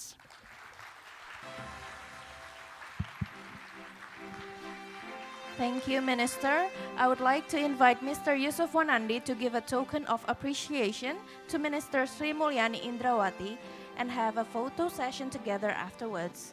Photographers, you may take your place.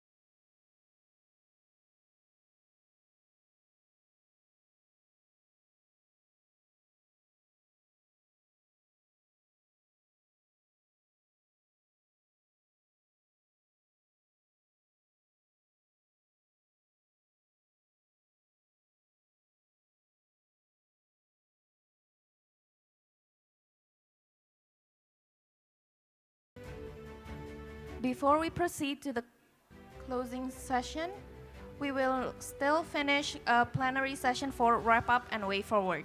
Thank you.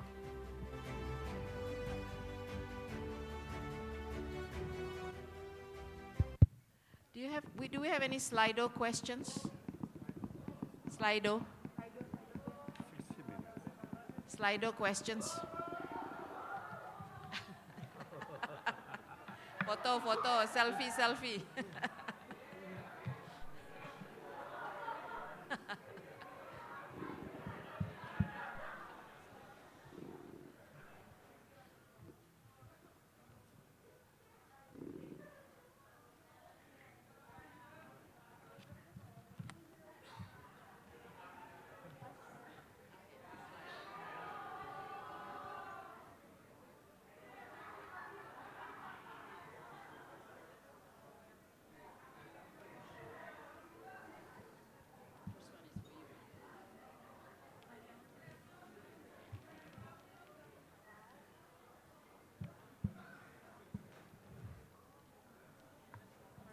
Okay, for the rest of you who are still here and hopefully still engaged, we'll just spend, we'll entertain a few questions for the last session. As you know, we just had speakers with James, with Ambassador Suga and Charles Morrison. Unfortunately, Bert had to go to the airport to catch a plane. So we have some questions from Slido, but I think basically the main theme that came out of that session was, moving forward, we are still having to deal with the trade war as well as the tech war at the same time that we are having to deal with the technological disruption, which, according to James, is really going to lead us into a trade in knowledge products, yes, as well as international trade in knowledge products. Just looking at my notes, I've lost my notes. And what was the other thing? Free knowledge zone, right? Yeah, that's right. Yeah. International trade in knowledge and intelligent trade. That's the word I was looking for, intelligent trade, which is, and then everybody else talked from Bert, from Ambassador Suga, as well as Charles, the importance of us, actually we go back to, some of it is the traditional recommendation that we need to keep the multilateral order to deal with these issues. And in a way, I guess your intelligent trade is multilateral, right? But at the same time, I think Charles and many others in the previous sessions, and the fact that a lot of people were most interested in the skills breakout session, is also reminding us that the technological disruption on top of the economic developments in the past, which has led to inequality, is a really serious issue. And I think the minister also just emphasized just then that technological disruption, if we don't handle it, is actually going to worsen the divide and increase the number of people left behind. So that's, I think, the other theme that I picked up from this. And I think when you said intelligent trade, you were talking about many issues, but you focus a lot on ethics. And I think the first question is from the Slido is actually asking about ethics. With lobbying deeply rooted in most governments, how would different nations come to a consensus on ethics? So you want to take that question? Sure, absolutely. First thing is the microphone. Can you turn on the mic? I think his mic is not on.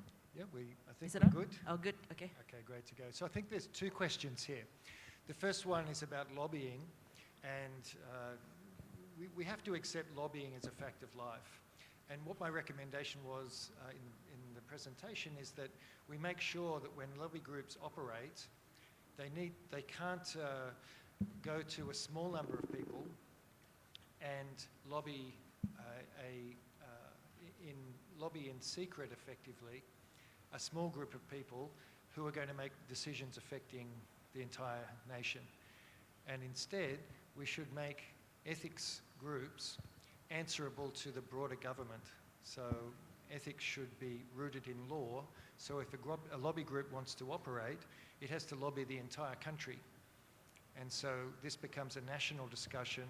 The issues aren't debated in secret, they're debated in the open. And every participant in the political process has a voice in the resolution of the ethics question.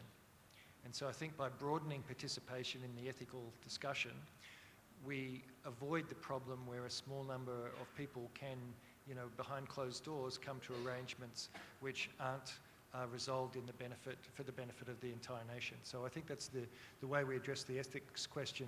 The next one is, how would different nations come to a consensus on ethics?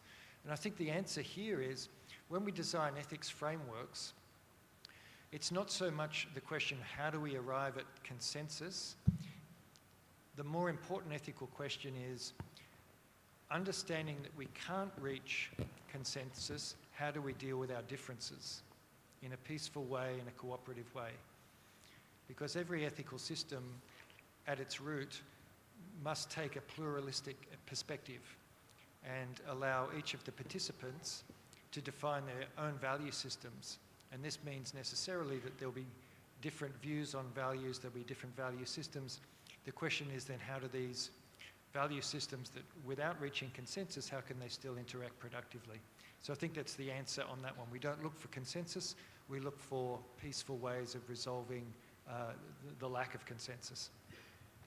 I have a follow-up question on the intelligent trade for you, because you focused on ethics, whereas I think when we were talking in several sessions before this, when they talked about intelligent trade and responsible trade, I guess, they also talked about the importance of taxation, cybersecurity, data governance. So why did you prioritize ethics out of all those issues? Because I mean, to trade with these knowledge products, IPR is important, but all those other issues are also important. So I'm just wondering why you prioritize ethics out of all those issues. I think the reason that I made ethics an important part of the discussion today is because most of the regulators who are creating policy in respect to all of the things you just mentioned, cybersecurity, trade, taxation, they regulate from the position of ethics. They say this is what should be driving the regulatory framework, is the ethical question. And so if we've got a compromised ethics process, then we end up with rules in cybersecurity and tariffs, etc., which preference third parties.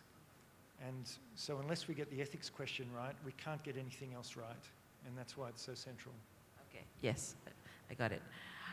Okay, so the next question, which I'm going to rephrase slightly, it says, is China's authoritarianism compatible with the need for increased multilateral cooperation? I'm going to rephrase it slightly in the sense that I'll pick up on Charles' point that large powers do not have to adhere to rules.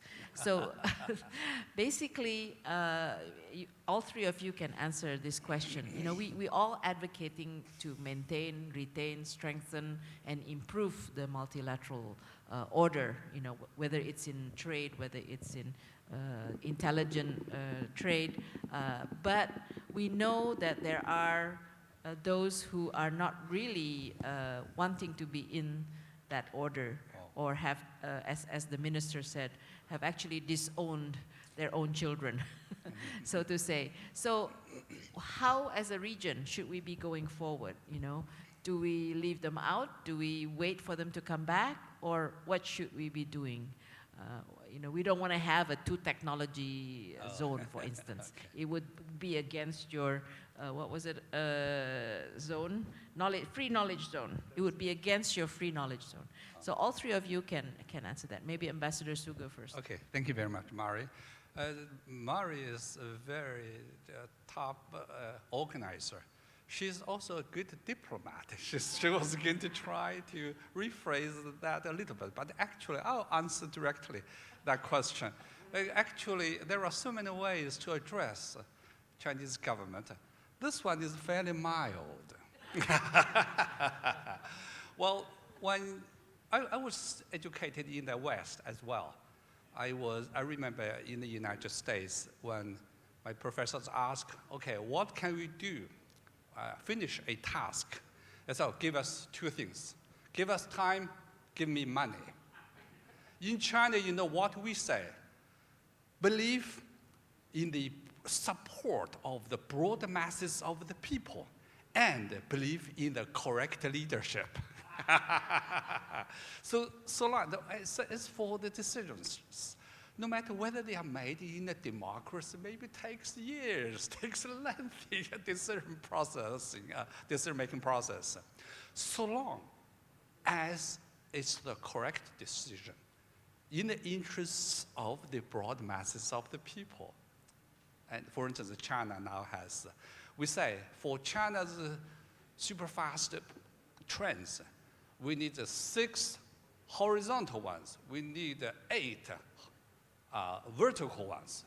So, in a matter of years, you can see that, well, in the maps, so be it. And when there was a need, and I think that this way, for certain countries, the problem wouldn't work, but for a multinational corporation, yeah, it would work. For instance, you know, if I ask you, which country is the 3rd largest producer of fiberglass? Egypt. Because you have a strong decision-making mechanism from both government or Chinese great stone company invest.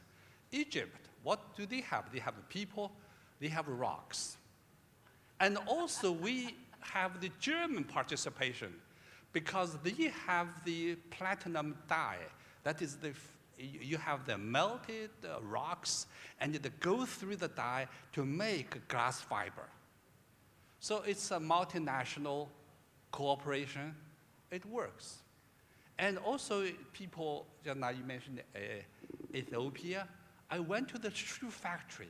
I even went to some villages. When I was there, people treated the people at our delegation like gods from the Orient. Because it is our whole village, we have industrialized workers. They earn how much? 100 whole $100 per month. $100. Shoe factory worker from a farmer, poor village, and the boy now he's proud factory worker, industrial worker. So the whole mentality of the village is changed. Of course, when Xi Jinping was going to visit the United States last time, I was still president of the China Institute of International Studies. There was a motion to say, okay, whether Xi Jinping was going to put on the table of the bullet train system and cooperation with the United States. We sent a team. Well, it takes forever. Because if even from Boston, New York, Washington, D.C., if a farmer has his estate, he doesn't want to move, and then it takes forever. And also it hurts the interests of the auto industry, of the aviation industry. Also, it's not quite true to the American way of life.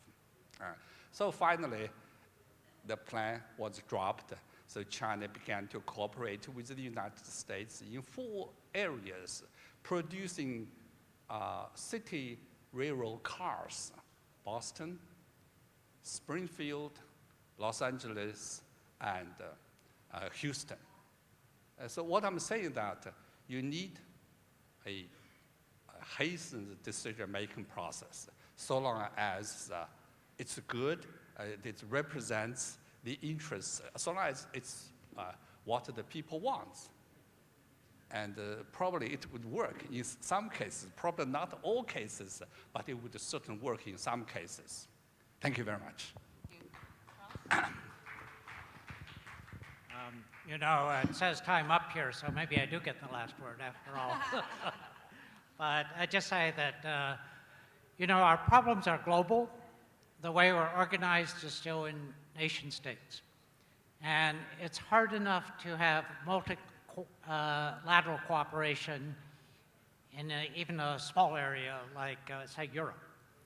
Now we really have to have cooperation globally. And then we have different cultural traditions and different political organizations. The right of your political system is a choice of your own people. It's not something that's going to be forced on you. And when we have those differences in our concepts of cultural organization and our differences in ethical concepts, many other differences that come from hundreds of years of actual tradition, it also is very difficult to have international cooperation. And the third thing we have, I think, is we've had a change from a system that was once kind of bipolar, the Cold War system, to a brief period of one superpower, so unilateral almost system. And now we really are moving into a multipolar system. And China will probably be the most powerful country in the world in, I don't know, 2 decades, 3 decades.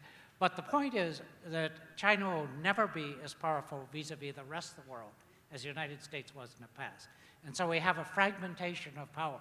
And that also adds to the difficulty of coordinating and developing multilateral cooperation. And so we face enormous challenges, but we also are now have the experience where all of our societies are going through the same very enormous transitions. We all have the challenge of climate change. We all have the challenges of digitalization. And so, in a certain way, I think, as human beings, we'll all respond in a way that gradually is converging. James, did you want to add into that debate? Well, yeah, the only point I'd add as to what do we do if we've got a single actor in a multilateral system who isn't playing by the rules, and the answer is we create frameworks where trade is profitable for both parties. That's the essence of trade. Voluntarism and the idea that the only reason trade occurs is if you benefit and I benefit and we both benefit. Anyone who participates in this system will grow. Anyone who's excluded from this system won't grow in wealth. And so I think we've got a system which is naturally self-correcting. Any player who doesn't want to abide by the rules simply won't grow in the global knowledge economy. And all the participants who do play by the rules will grow in wealth and stature and in every other way. So I think the situation is self-correcting. Okay, if I can bear your indulgence, one last question for James, because I do think it's a very interesting question. Can you explore more regarding free knowledge zone? Who will provide the knowledge? What's the incentive? And should there be a regulator of good implementation? So, the free knowledge zone, who will provide the knowledge? Well, the idea is everybody can. Oh, closer, okay. The idea is everybody participates in creating new knowledge. We don't say, well, you know, there's some special people and we'll wait for them to come up with the knowledge and then we'll be the knowledge consumers. That's a passive position, which I'd recommend nobody adopt. Instead, take a proactive position. Say, I'm going to use AI to create knowledge for myself. I will be the knowledge producer and I'll benefit from the knowledge I create. So who will provide the knowledge? We'll all provide it for ourselves. And if we choose to, we can purchase knowledge from others where that makes sense, where we've got benefits, where that's the most cost-effective way to operate. But that's an economic decision. But it's certainly open to all players. The next thing, what's the incentive? Well, every time we understand how the world works better, then we're able to design a future that's more beneficial for ourselves. So when we invent space travel, and now we can go to the moon, and maybe there's minerals there. When we understand how a tumor operates, now we can cure the tumor and cure cancers. And every time we get more knowledge, then we can benefit from its implementation. So that's the incentive. There's a natural incentive here for knowledge creation. Should there be a regulator? Well, many people want to rush and regulate. That's true. There's no shortage of people who want to do that. But before we allow regulation, or before we call for regulation or wish for regulation, we've got to ask ourselves, what's it going to achieve? Regulation certainly imposes costs on all parties. I wonder what the benefit is. And generally speaking, there is greater benefit in just allowing the free market to operate. Thank you very much. I think we have to wrap it up now, unfortunately. I wish we could go on longer because this was actually a very important session talking about the way forward, but I think we've seen a flavor of the way forward, that we do need to have intelligent trade. Did I get that right? Yeah, sure. And free knowledge zones, and that the trade will be more and more of knowledge products and services.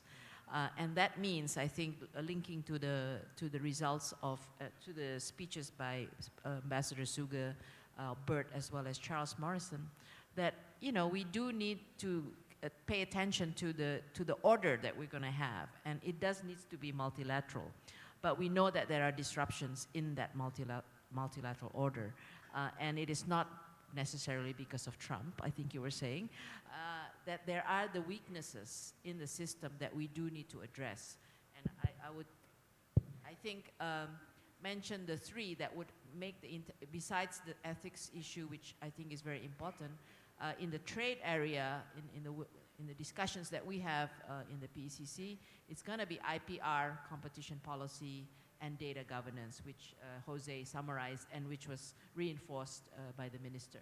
So I think these probably the three areas in the context of digital trade and knowledge trade and intelligent trade, which will be very key for us to address, as well as services trade. So I think those are some of the way forward, that our homework that we need to do. I think it has been a very good 2 days. I've learned a lot. I hope all of you have learned a lot, and it tells me that we have a lot of homework to do. And hopefully, I would just close by reinforcing, re-emphasizing the message from Minister Sri Mulyani, that such occasions of dialogue, real face-to-face, real dialogue, is becoming rare, and that we should continue this in such big fora as well as in smaller forum, because for instance, the taxation one, Ed felt that 3 hours was not enough, and I'm sure all the other sessions, we feel it wasn't enough. So I'd like to ask you to show your appreciation to our three speakers in the usual way with a round of applause. I give it back to the MC. Thank you very much for all speakers and moderator. Before we proceed, I would like to invite Professor Jisman Simanjuntak as the chairman of the board of CSIS to give tokens of appreciation for all speakers and moderator, and have a photo session together afterwards.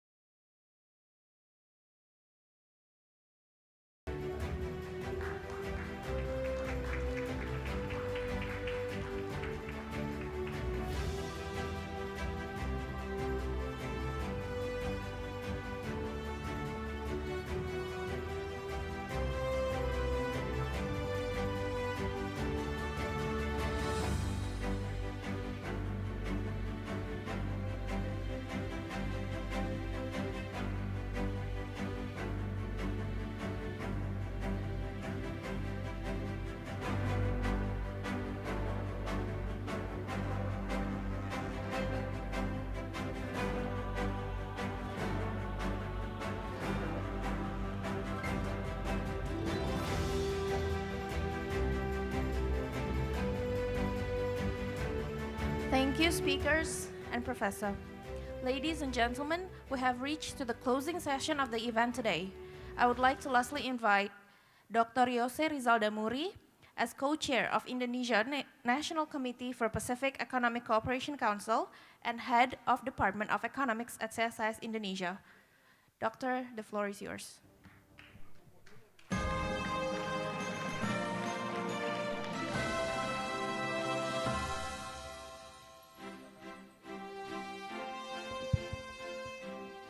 Okay, thank you very much to all of you who still here with us. It's been really a pleasure for me actually being with you all the last two days, and I learned a lot actually from the discussions during these 2 days, and I hope all of you also learn a lot from the intensive discussions, from very engaging questions and answers sessions, also from our breakout sessions. Personally though, it's been a quite long journey for me actually to preparing this global dialogue 2019.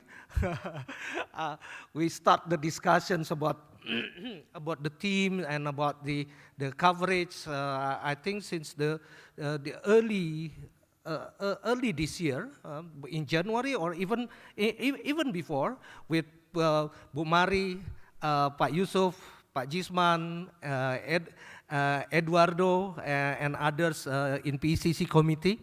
So I'm really glad that we have a really successful 2 days dialogue.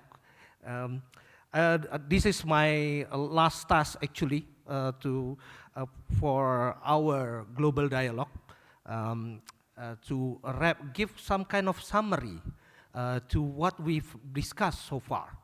I know this is an almost possible task, yeah, but I'm quite lucky actually to have a very hardworking team taking notes with all from all the discussions. So I might share you some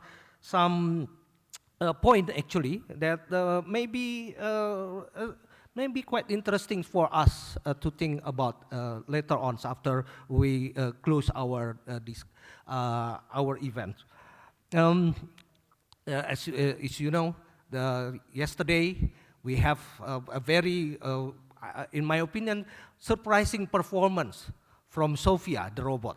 Yeah, I didn't expect much from the robot actually.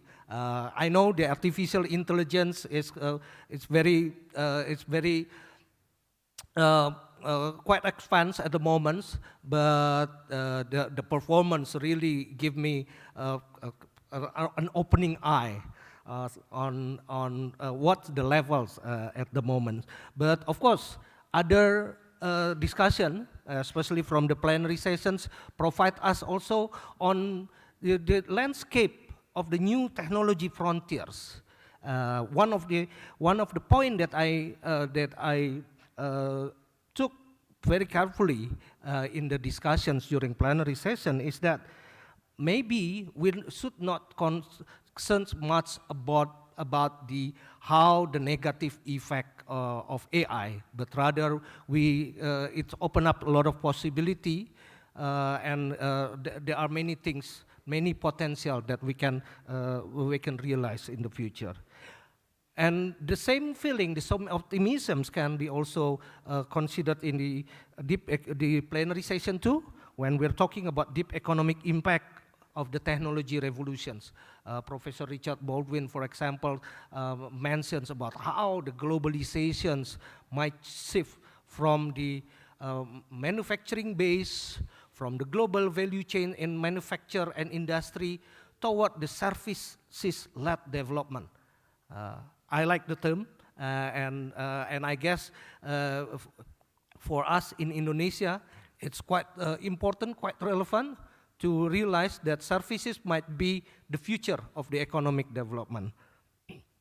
We also have some interesting discussions in the plenary session 3 on security and ethics, where again the issues of data, the issues of data governance also have to be considered in a more serious way. And also we have a discussion, or we have a presenter that provide us on the new ethical issues and ethical problems, because these technological revolutions might also bring new values and new ethics to deal with. Our second day also give us a lot of insight, actually. The breakout sessions, three breakout sessions that are already report to us, provide us with a lot of homework, including in the education and reskilling and training, and how perhaps to achieve that kind of level or increase the skill that we need. The breakout sessions on trade and investment that I was chairing also provide us to give us suggestions on how we deal with the trade and investment and order in governance in order to respond to the current digital age. The third one on taxations, I think Ibu Sri Mulyani also discussed a lot about the importance of taxations, how the current tax structure, Eduardo mentions, have been around for ages, and we need to really reform the current tax structure, not only at the national level, but also at the regional or perhaps even at the global level. The last session, I think we also learned a lot on how the current trade tension might not be good, might not support the technological development, and also might not support might not facilitate might not facilitate us to acquire the benefit from these technological developments. We also have executive dialogues from two business executives from Huawei, and also from Victor Fung, chairman of Fung Group, and I think both of them provide us a showcase on how this technological progress actually already implemented in many business sectors. And again, we learn a lot from all those things. But to wrap up everything, I think we still have a lot of homework. Ibu Sri Mulyani also mentioned for us I think we need more and more dialogues in order to get those necessary response to be shaped not only by one or a single entities, not only from a single aspect, but also in a more comprehensive way. So I guess the global dialogues already provide us a starter, actually, because what I try to wrap up, I think it's impossible to do, but we're going to produce the what you call this? It's kind of like proceedings, or at least a policy brief based on the discussions, since we do have a good notes that we collect from all the discussions. I think we now already have a good informations, and we are quite confident to produce policy brief or even proceedings of this conference. So please keep up with us, and then try to also learn from the brief that we will produce. Last word from me, I'd like to thank my team from CSIS. Yeah. who spend their weekends, several weekends in the office actually, and also long working hours. I don't think we can have this global dialogue without their support. I also like to thank Prasetya Mulya, team Prasetya Mulya, that makes sure everything went well, and a very good job for you, to all of you. And also, of course, to our partners, including the Plug and Play and our sponsors. I think I leave. Oh yeah. I leave the sponsor to Philips Vermonte to mention all of them. But of course, last but not least, Eduardo, who support us from VCC from Singapore, with all the knowledge and with all the networks. Thanks also to Bu Mari, Pak Yusuf, and Pak Jisman, who always be with us. Of course, hopefully we will do the same thing again next year, Pak, and the year after. Yeah. Thank you very much.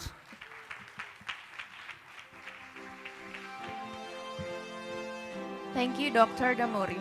Now, lastly, I would like to invite Dr. Philips Vermonte as the Executive Director to Csis Indonesia. Dr. Vermonte, the floor is yours. Thank you. I'll be very quick because I don't think any words still necessary after what Jose has been saying. But I'd like to thank once again the speakers, participants, and all the audience, if there is still any left in the room. And of course, students of Prasetya Mulya and CSIS, as Jose mentioned earlier, CSIS team that invested time, energy, and thinking about how we're going to put this second CSIS Global Dialogue that we've been doing in the past 2 days. Lastly, if I may, of course, the sponsors. I already said that earlier in the first day. So if I need to mention that again, it's in the booklet. Now, if I may, I think one thing that struck me is really, because it's not being reported earlier when Ibu Sri Mulyani was here, was the youth dialogue. I think that's one important ingredient of our policy dialogue. I wish and I hope we could have that kind of youth dialogue again, because what we are talking about today is actually for them.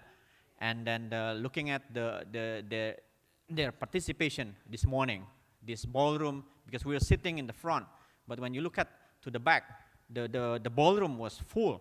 I think it's probably about 600 young people came to this meeting, and I hope if there is any 1% of them got inspired by our discussion this morning, I think that's it's already be very good for CSIS, because the essence is actually to inspire the young people, in particular in Indonesia, what has been happening in the world and what they will face not so distant future.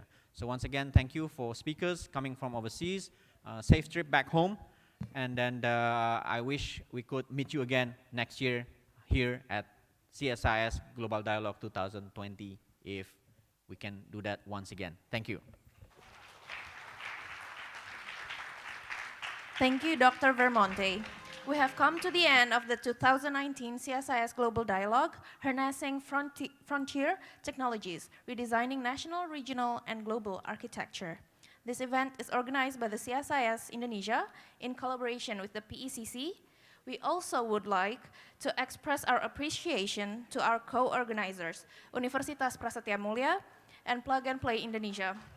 I would also send our gratitude to our magnanimous sponsors, Indo Tambang Raya Megah, Astra, and Bank Sentral Asia, as well as our co-sponsors, SEA Group, Smart Friend, Adaro, and Gerson Learman Group. Furthermore, we would like to acknowledge our official media partners for this two-day event, which are Tenggara Strategics, Metro TV, the Jakarta Post, Harian Kompas, Kompas TV, IDN Times, and Kumparan. Thank you for your participation and have a pleasant evening.